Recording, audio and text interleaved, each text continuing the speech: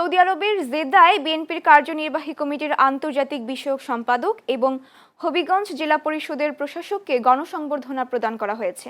শুক্রবার জেদ্দার একটি অভিজাত হোটেলে মিলনায়তনে এ অনুষ্ঠানের আয়োজন করা হয়। জেদ্দা থেকে প্রতিনিধি নূর আলম জানান, সৌদি আরব পশ্চিমাঞ্চল কেন্দ্রীয় বিএনপির সিনিয়র যুগ্ম আহ্বায়ক আব্দুল মান্নান সভাপতিত্বে অনুষ্ঠানে সংবর্ধিত অতিথি হিসেবে উপস্থিত ছিলেন বিএনপির কার্যনির্বাহী কমিটির আন্তর্জাতিক বিষয়ক সম্পাদক এবং হবিগঞ্জ জেলা পরিষদের প্রশাসক আহমদ আলী মুগিব।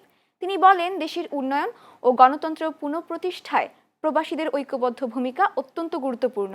বিশেষ অতিথি ছিলেন সংগঠনের যুগ্ম আহ্বায়ক কেফায়েত উল্লাহ চৌধুরী, গিয়াস উদ্দিন, মঈন চৌধুরী, প্রকৌশলী নুরুল আমিন সহ অনেকে।